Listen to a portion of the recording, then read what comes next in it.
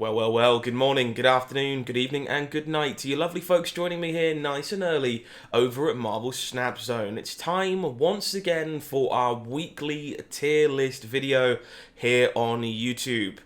Week is definitely the name of the game. It's been just over a week since the release of Marvel Snap worldwide on Android and iOS, and quite frankly, the feedback has been incredible. It's been so rewarding and fulfilling to see so many new people hopping into Marvel Snap, enjoying the game and getting to grips with it in its very early stages in their Marvel Snap journey. Thank you so much to everyone for the huge increase in support we've received since that release. We're really glad that you're enjoying what we're doing over here at Marvel Snap Zone, and if you haven't already, please do consider continuing your support. Subscribe to us here on YouTube, press that button, turn on the bell for notifications, let us know that you want to see more video content from us, and of course keep checking out the website with everything you could possibly want for Marvel Snap, from deck guides to strategy articles to card pools and location breakdowns, even a whole brand new shiny FAQ for everything you could possibly need to know if you're starting your Marvel Snap journey. This week's tier list is going to be a bit of a strange one actually. Unsurprisingly, not too much has changed at the top of the metagame regarding the best decks in Marvel Snap. A lot of this week's players are joining us for the very first time following global release, and that means they're playing with a lot of Pool 1 cards and kind of getting to grips with things, and a lot of the focus has been there in terms of gameplay, data, and so on and so forth, which means it's a bit of a weird week. No new decks have really emerged. Decks haven't really moved position all that much. So what we're going to do, we're going to highlight for you the tier list, show you everything and where we rank the decks currently in the game. I'm going to break down each and every deck on this list for the new players this week and kind of draw detail to two things. One, the changes from week to week. Although the deck lists themselves, like archetype-wise, have not moved all that much, a lot of people are changing tech choices, mostly for decks they expect to see, and also just, I guess, to play around the uptick in players, perhaps. But I want to highlight some of the changes and updates to these decks that we've seen over the last couple of weeks. And secondly, I'm going to break down kind of like in a little more detail some key parts that maybe people that are early in Pool 2 want to aspire to, exciting cards to open later on for newer players, and I guess if you happen to find yourself playing against some of these archetypes, how you would go about challenging them to some extent as well. So hopefully that's going to be beneficial to you guys, especially if you're on your new player journey. Alternatively, just check out all the cool stuff you'll get to do when you get to Pool 3, which we'll be talking about plenty today. So, enough said and done. Let's take a cheeky peek at this week's tier list before we start breaking things down. So, as I say, not a lot of movement here this week. A lot of the established archetypes retaining their hold at the top of the metagame. And it'll be really interesting to see how this evolves as more players start to make their way into Pool 2 and Pool 3. The three Kingpins of the game very much remain: Sarah Miracle, Destroyer, and Patriot, the three big archetypes you should be expecting to see pretty frequently once you're in Pool 3 on that ladder. Tier number 2, pretty flush, stays that way most weeks now, which is very good, honestly. It's a great sign of a healthy metagame. Zero, Deadpool, these two very one-drop centric archetypes in the most important card anyway, making their way there.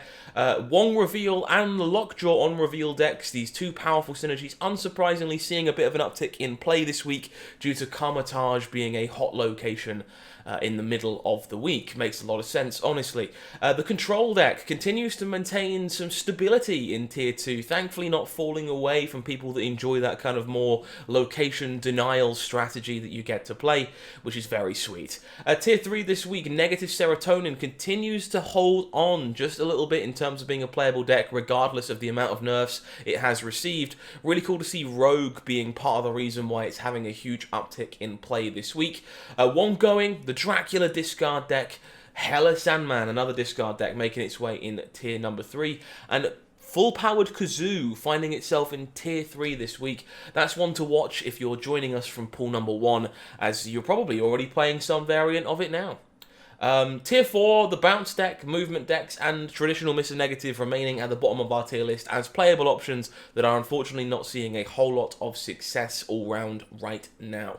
There are of course some budget options on the list as well. We keep those available as Pool 2 versions of some of the decks that are succeeding in the game right now. So if you are knocking on that door, making your way into Pool 2, those should probably be where you're looking to aim. And I would suggest checking those out in the article in the description box down below. There is a written version of this video if you want to download deck lists, export them for yourselves, or just read because you prefer to read than listen to my voice.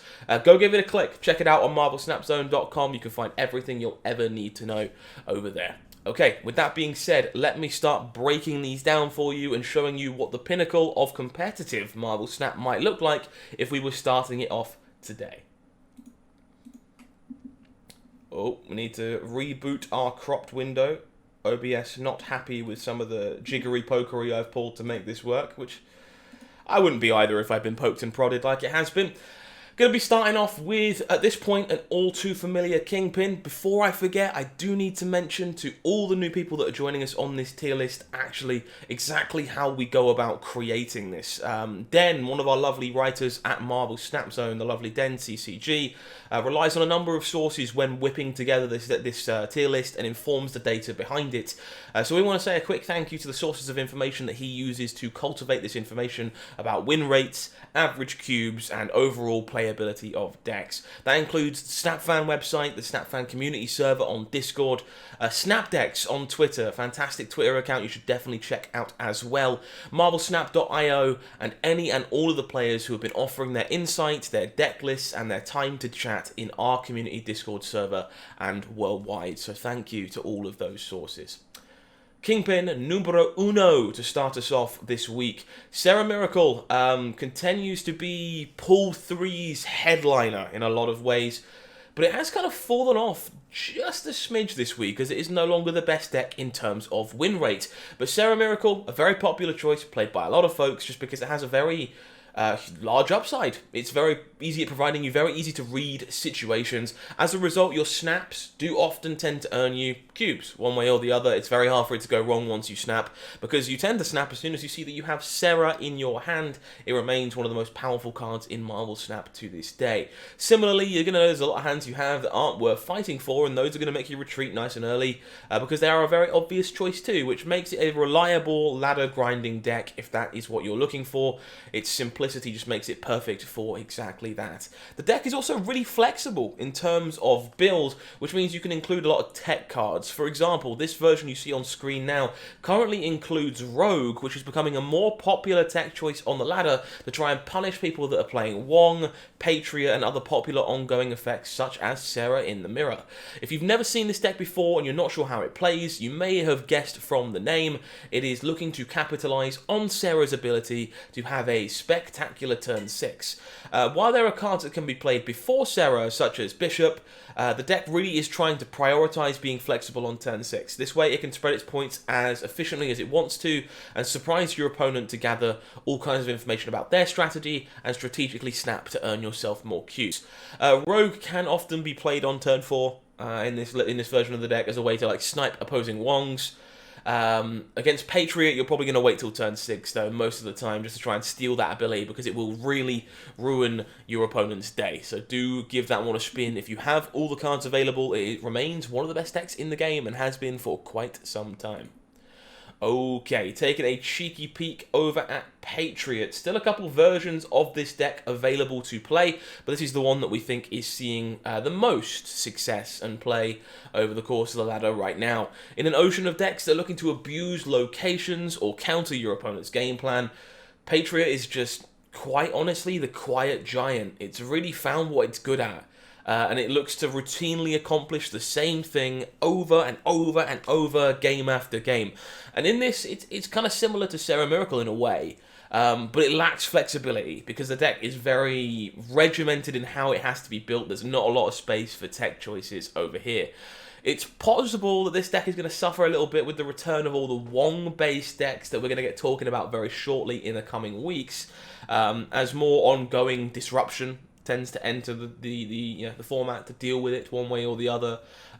We look forward to kind of keeping an eye on how Patriot does. It'll be quite exciting to follow.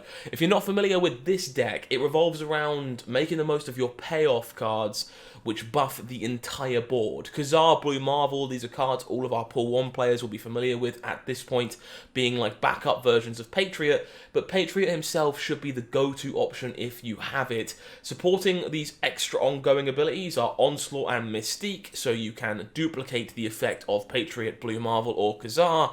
Magic and Adam Warlock can sometimes see play in this deck as well, to give you extra draw steps if you're looking for them, but they have definitely fallen out of favour, as you can see in our current configuration of this deck list. The rest of the deck is composed of cheap receipts of buffs, basically. You should be looking to fill 2 locations as you focus on your combo in the last few turns of Patriot, Mystique, or Blue Marvel, Onslaught, etc., etc. You're going to need that 3rd location to play your payoffs. Ultron is a really sweet piece of top end for this deck as well that gives you a very different path to victory. You can be very passive in the early game and then look to spend turn 3 on Patriot, turn 4 on Mystique, turn 5 on Blue Marvel or Kazoo, and then play a large Ultron to fill up 2 locations all by itself, which can be very, very strong and very, very, very linear, which makes this deck great at those powerful turn 6 plays that you love to see in Marvel Snap. So keep your eyes open for this one. Up next for us, Destroyer, a deck that really has found its groove and just has great stability overall. Definitely got more popular once a handful of bots picked it up as a list they were playing on a regular basis, but it's kind of found its groove with ladder players too, just because it's, again, a very powerful linear strategy. Destroyer really couldn't abuse Kamar-Taj this week, but it still ruined a lot of people's days on Kamar-Taj because Cosmo is a card that naturally fits into the deck. We were very afraid this deck was going to hit a wall and wouldn't be able to keep up once other decks continue to evolve and iterate on their existing frame, but despite those fears, Destroyer has kept posting solid results and seems to have just found that it contains cards that are annoying to a number of decks, such as Killmonger and Cosmo, pretty naturally, which means it can bolster its win rate in games that you do not draw the big namesake payoff. If you're not familiar with how this one plays, it's going to be looking to play to 2 locations basically always, mostly because of cards like Destroyer and Warpath.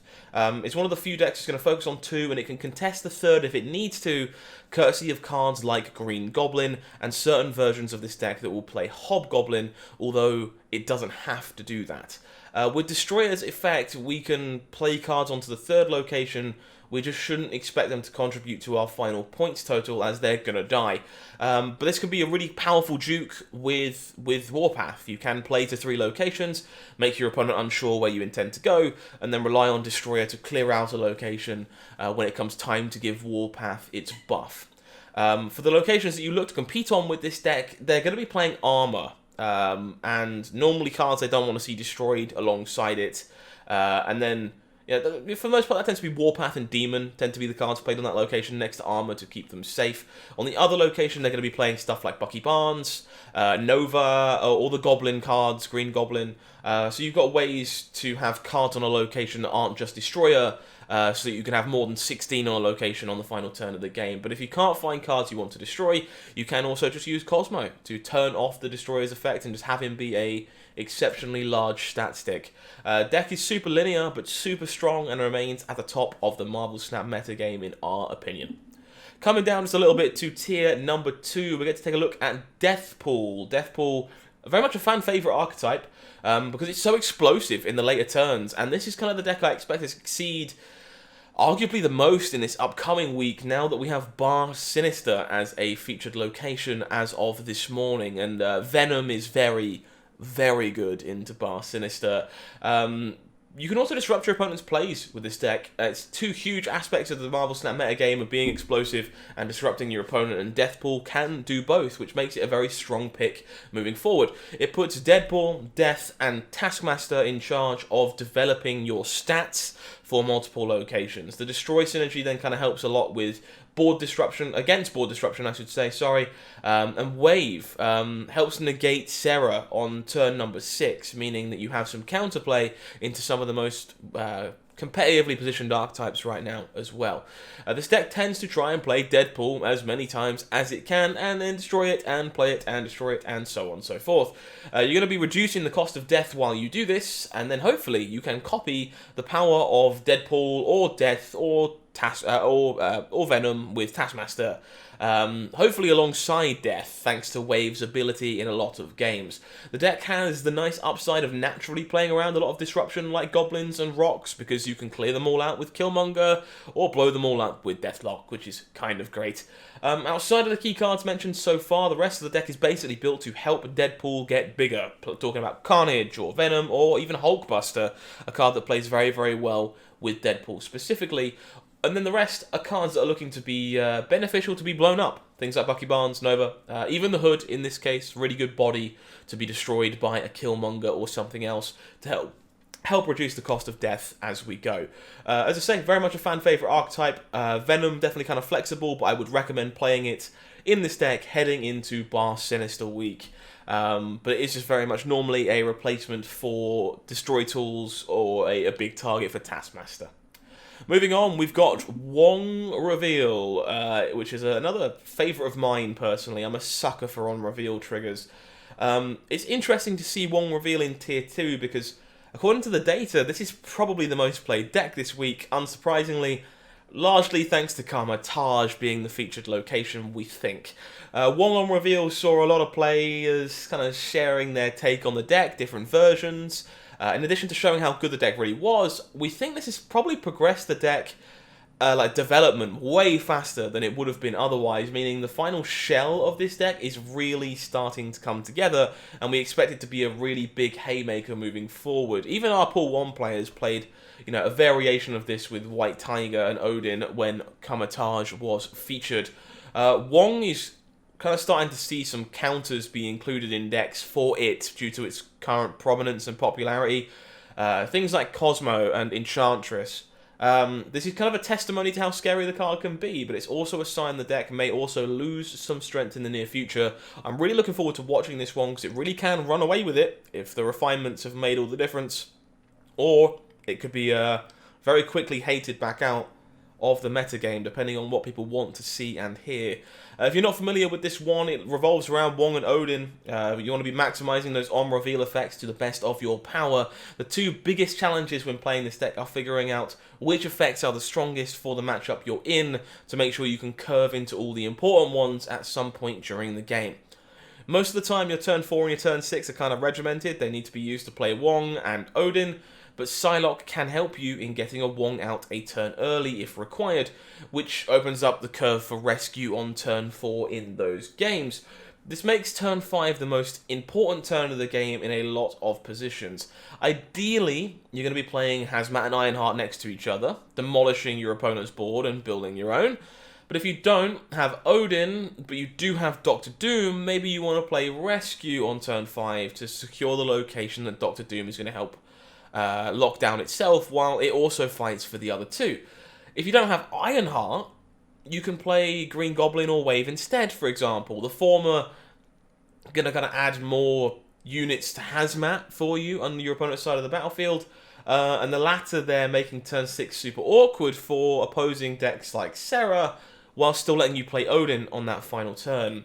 The second most important turn of this deck is definitely turn 3, and it's usually the last one before you have to start playing Wong and the follow-up pieces, unless Psylocke says otherwise. Green Goblin, often the go-to option on turn 3 if you don't have it. Wave can be solid if you don't have Wong, but you do have Doctor Doom or Odin. If you have Black Widow in play, you can actually just curve Wave into Odin on the same location and just clog your opponent's hand with 4-cost Widow's Bites, which is a really disgusting line this deck can take as well. It's important to know whether you're playing Hazmat or not in this deck, because if you are going to play it in the game, you need to stop yourself from playing out too many cards early. If you aren't, then dropping targets to get buffed by Ironheart can be more beneficial. So not super easy or super linear to play this deck. Really cool to see it evolving thanks to a hot location. Look forward to seeing where it ends up moving forward. Keep your eyes on Wong Reveal. Zero. the Zero Destroy deck coming up for us next. It feels like Zero's kind of competing with Deathpool in terms of metagame space. They're kind of very similar strategies. And Deathpool's gaining leverage due to Wave being good right now, which makes Zero a little bit less popular overall. Strength-wise, there might be cases where this deck is more expected than it was after the patch, and this naturally kind of lowers the power level of it a bit now people are familiar with what it's trying to do. But thankfully for this deck, Enchantress is a staple in the deck because it removes those downsides from Typhoid Mary and Red Skull, making it very likely to have a solid comeback if you need to be taking out Wong, for example. If you're not familiar, we're built around the negative abilities of Typhoid Mary and Red Skull in this deck, looking to negate them where possible, mixing that with several other synergy packages. The big ones, Destroy cards. We play all the Destroy package you would expect, Carnage, Venom, Bucky Barnes, all these cards you see in all the Destroy-based decks. And cards to remove the negative abilities of Typhoid Mary and Red Skull, such as Zero or Enchantress. And then the last cards included very much tend to be getting bonus stats from your Red Skull. So you see lists playing Taskmaster, or you see lists playing cards like Arnim Zola to duplicate it onto multiple locations. That comes up quite a bit. As a result, it plays very similarly to a lot of the Destroy archetypes right up until turn 4. Nova, Bucky Barnes, Sabretooth, Mysterio, depending on your version of the list. And then once you enter the late game, you should be looking to play big point scorers and look for play patterns that maximize how many points you can have and minimize how many downsides you have left active. While Zero needs to be played before your big payoffs, Typhoid Mary and Red Skull, Enchantress, Venom, and Taskmaster all get to be played afterwards, which means you can have some flexibility here and some interesting turn 6s that might surprise your opponent. Cool deck, and very sweet to see it hanging on where it matters at the moment. Lockjaw on reveal. As Wong has gained popularity, Lockjaw has lost some.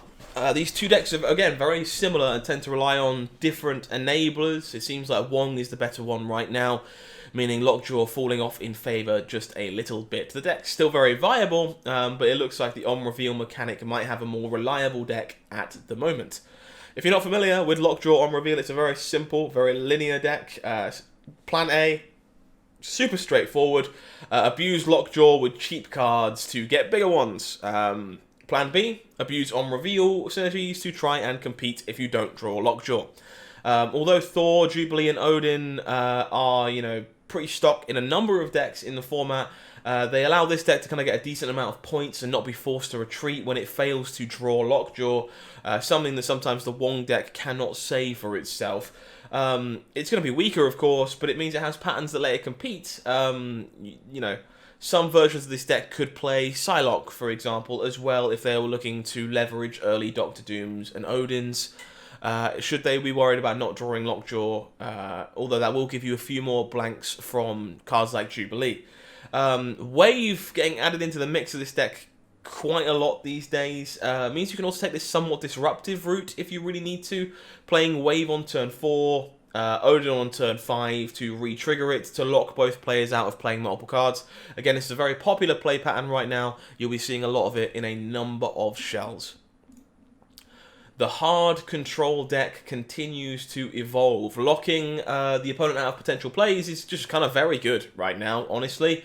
Especially as Wong continues to tick up in popularity.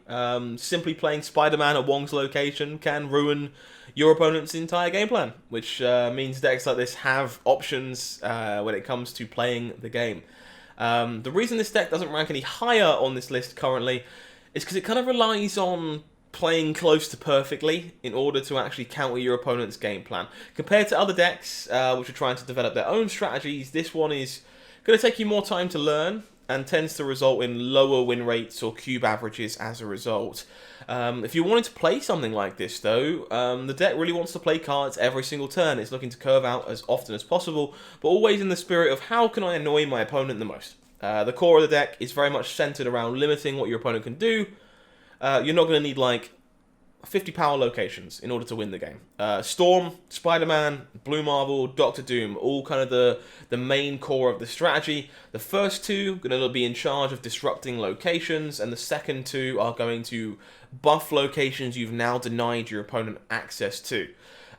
With the latter turns taken care of, what this deck is looking to do is not fall too far behind early on.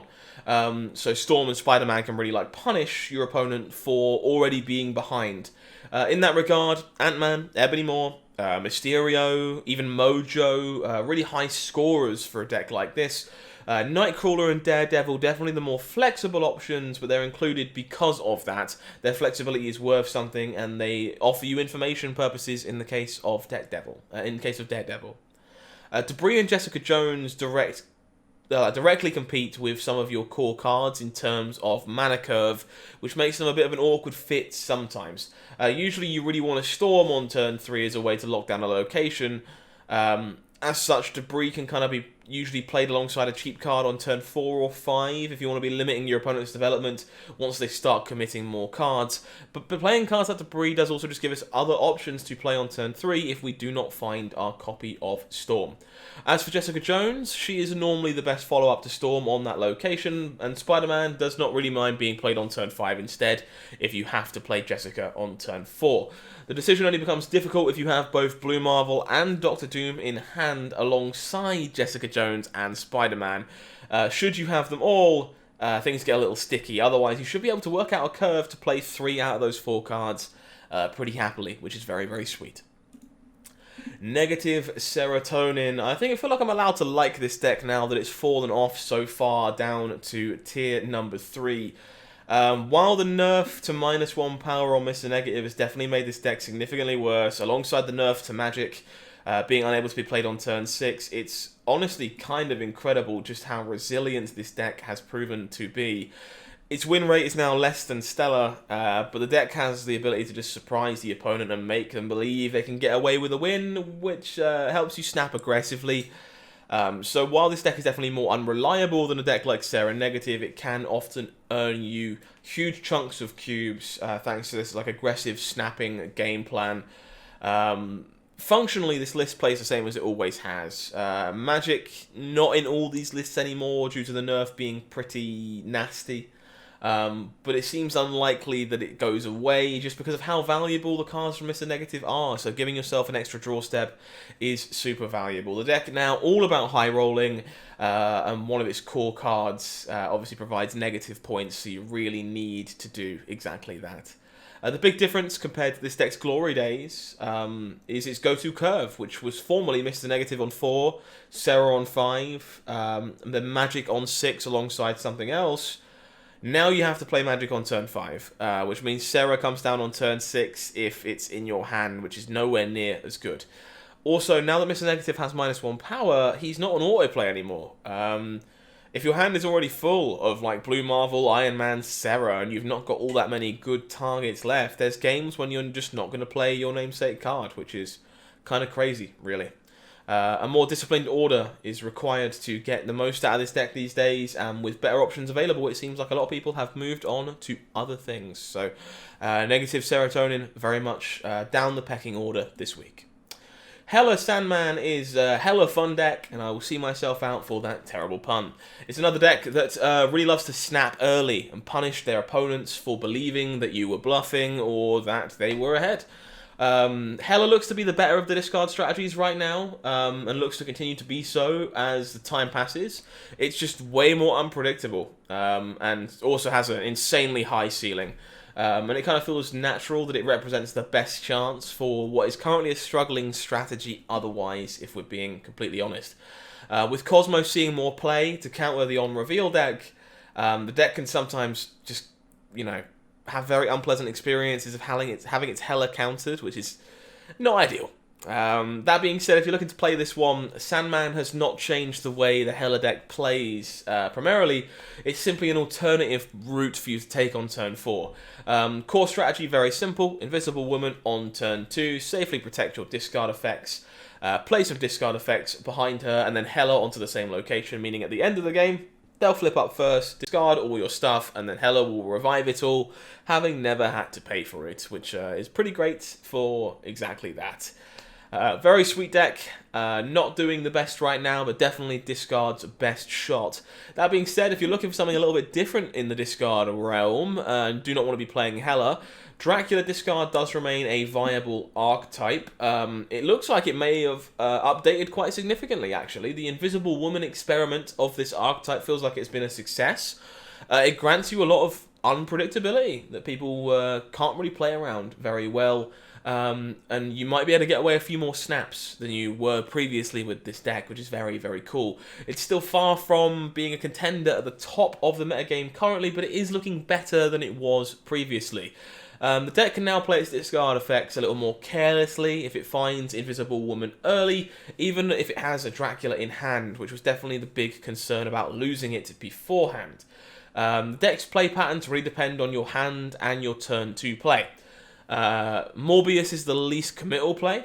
It simply pushes for discards later, and usually benefits a ton if you have Wong in your hand to duplicate discards later in the game.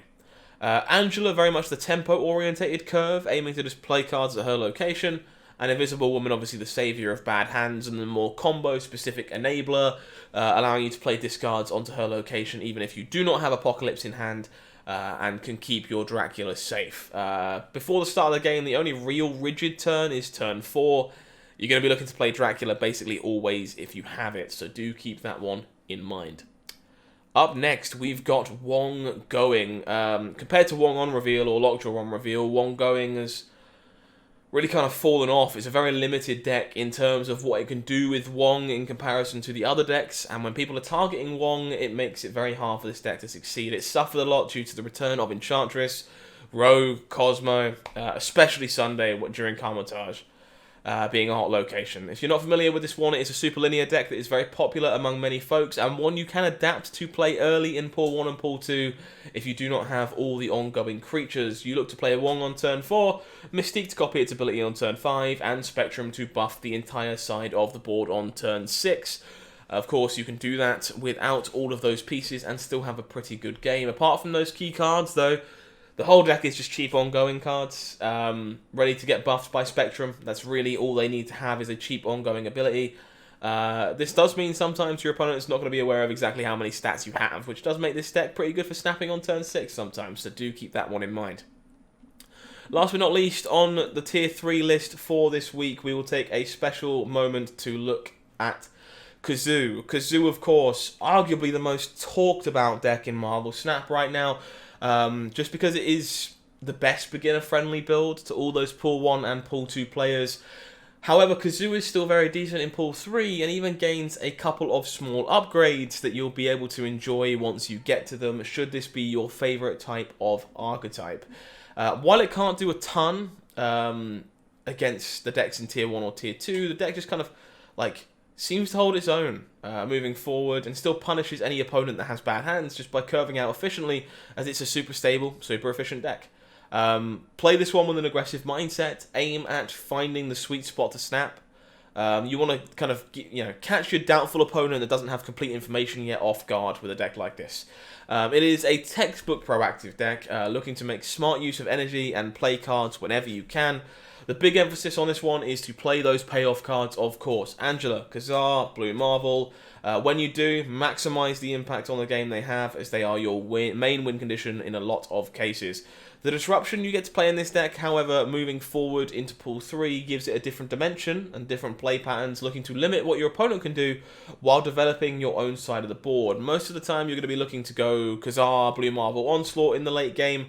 But if you do draw into that trio, it means that you don't have a ton of space, which means cards like Debris can indeed have your rocks buffed by your anthems and also fill your opponent's locations and stop them from doing quite so much stuff.